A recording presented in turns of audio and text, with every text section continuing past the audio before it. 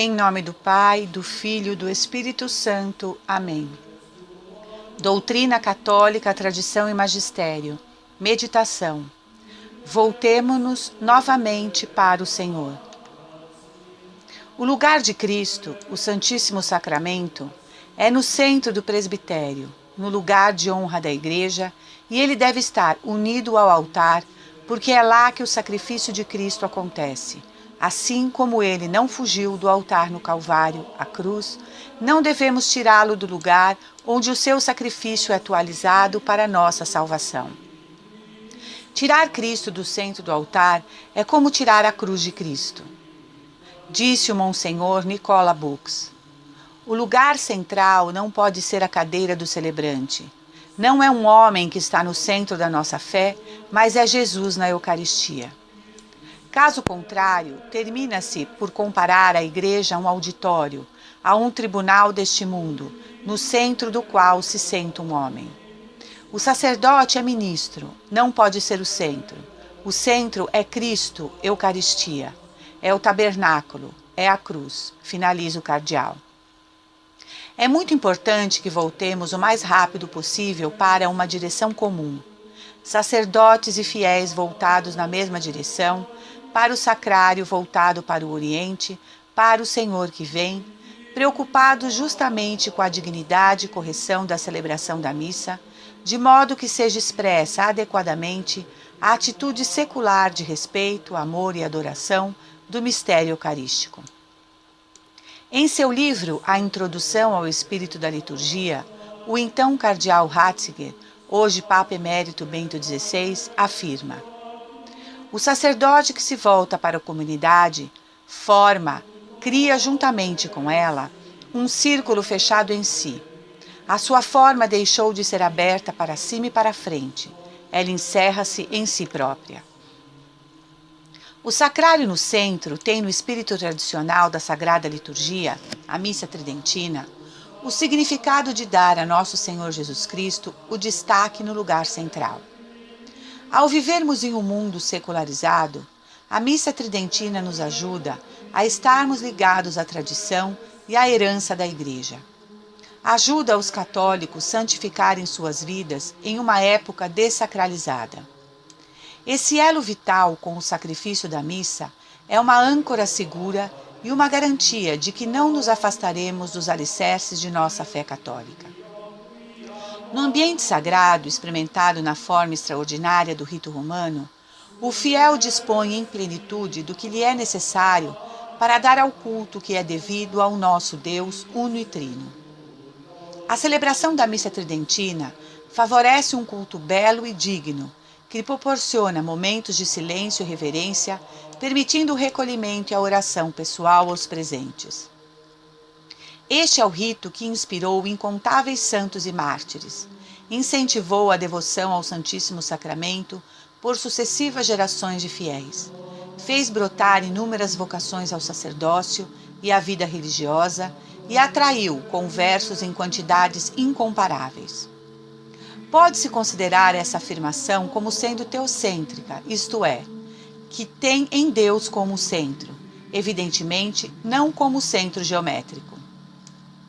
O teocentrismo significa que Deus é reconhecido como sendo a causa e o fim de todas as coisas. E sendo Deus imutável, esse centro deve ser fixo e imutável. Quando Nossa Senhora e São José foram a Belém, na ocasião do recenseamento, obedecendo ao edito de César, por serem eles pobres, disseram-lhes que não havia lugar para eles na estalagem. Por isso o menino Jesus teve que nascer fora da cidade, numa cocheira miserável, onde havia um boi e um burro. Nosso Senhor Jesus Cristo veio para o que era seu, Israel, e os seus, os judeus, não o reconheceram. Ele nasceu numa cocheira, fora da cidade, assim como iria morrer fora da cidade de Jerusalém. Porque os seus não o reconheceram. São João 1:11. O boi conhecerá o seu dono, e o burro conhecerá o presépio de seu senhor. Profetizou Isaías 1:3. Mas os seus não o receberam. Nasceu numa colcheira, símbolo da Igreja. Porque, como explica Hugo de São Vítor, Na cocheira, os animais, o boi e o burro, deixam suas sujeiras e se alimentam no coxo, assim como nós cristãos vamos à igreja para deixar no confessionário nossos pecados, a fim de que depois irmos nos alimentar com o pão que desceu dos céus na mesa da comunhão. Mas os seus não o receberam, e não havia lugar para eles na estalagem.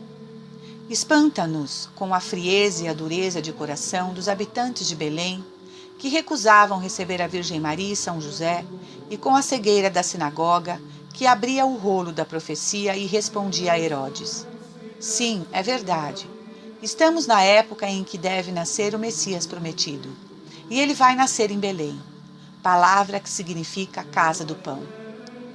E depois de ler a profecia, a sinagoga fechava o rolo e não ia a Belém adorar o rei dos judeus que nascera. E o recusava, não lhe dando lugar na estalagem. A igreja, durante 2000 anos, guardou o corpo de Cristo, nascido em Belém no sacrário. Adorou-o santamente, cercando-o de honras devidas ao Redentor, o Filho de Deus feito homem. Hoje, infelizmente, não há mais lugar para o sacrário de Jesus Cristo nos altares das igrejas. O sacrário foi relegado para longe do altar, para fora de Belém.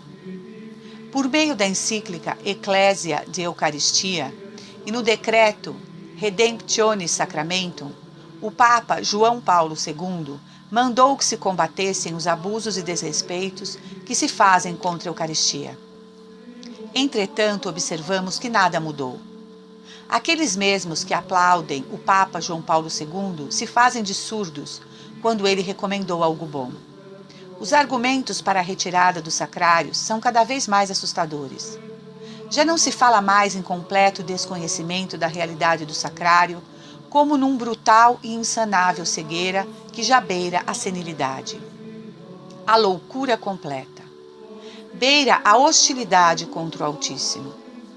Então colocam o sacrário longe, de lado, em capelas isoladas, em cantos escuros, tal como fazem os faxineiros que colocam em depósitos escuros a lata de lixo, a escória do templo. Lá se guardam as vassouras e o pano de chão. Ali também escondem o sacrário, num último passo para o colocarem na rua.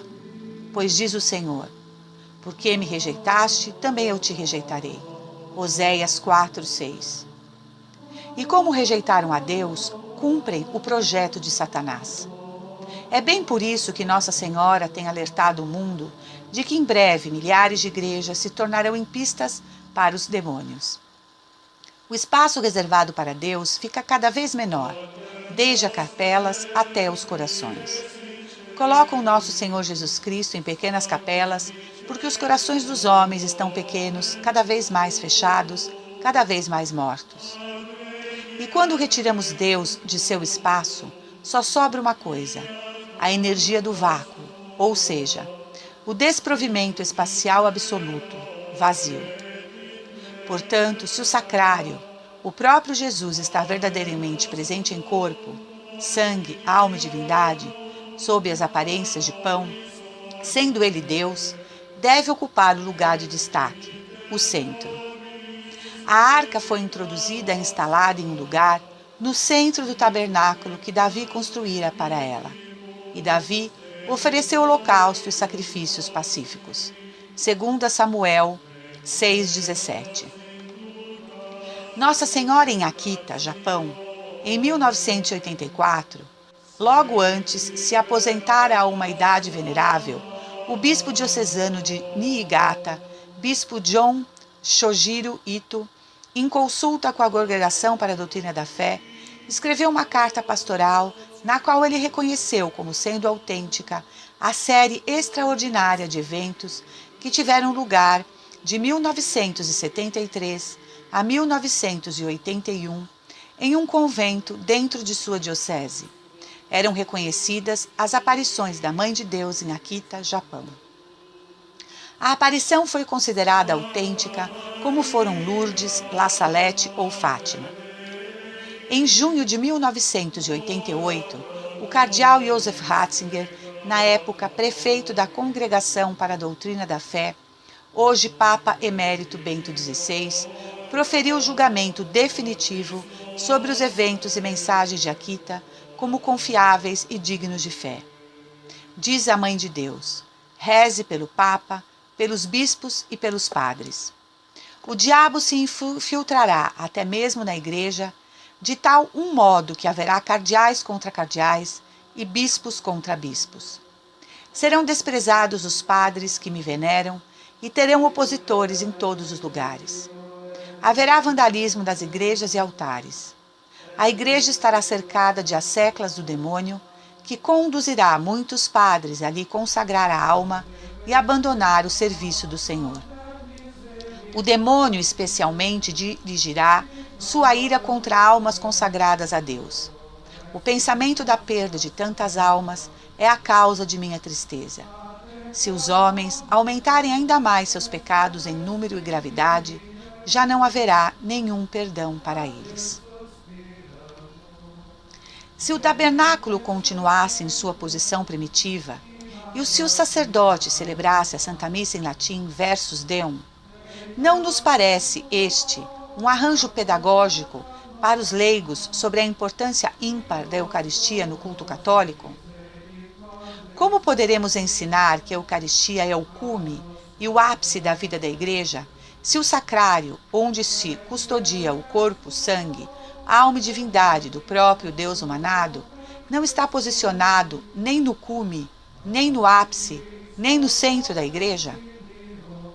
Está se realizando tudo quanto foi predito pela Divina Escritura na segunda carta aos Tessalonicenses. Essa grande apostasia difunde-se cada vez mais também no interior da Igreja Católica. Nesses tempos, permanecerá na Igreja Católica um pequeno rebanho, que será fiel a Cristo, ao Evangelho e a toda a verdade. Questionar aonde deve ficar o sacrário, local que abriga o Jesus Eucarístico, vivo em corpo, sangue, alma e divindade, atesta os tempos que estamos vivendo, tempos de falta de fé. Tempos de regras e doutrinas humanas e não divinas. A Igreja Católica tem como centro de sua fé a Eucaristia.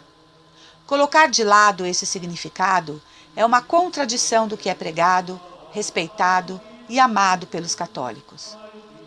Vós que tratais a Deus como se ele fosse um homem qualquer, não dando a devida honra e glória a seu santo nome, não respeitando mais sua divindade. Que agradais aos homens fazendo a vontade deles, misturando o sagrado com o profano, deixando Deus apenas como uma mera palavra que sai da vossa boca, mas no vosso coração não dais verdadeiramente a devida glória a seu santo nome.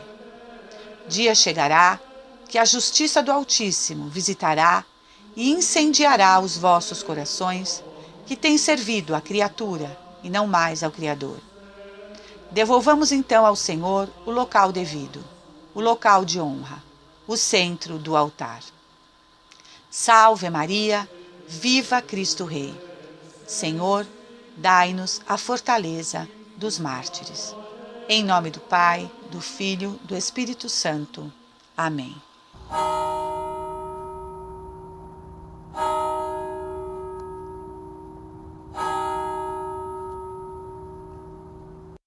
Angelus Domini, nunciavit Mariae, et concepit de Spiritus Sancto. Ave Maria, gratia plena Dominus tecum, benedicta tu in mulieribus, et benedictus fructus ventris tui,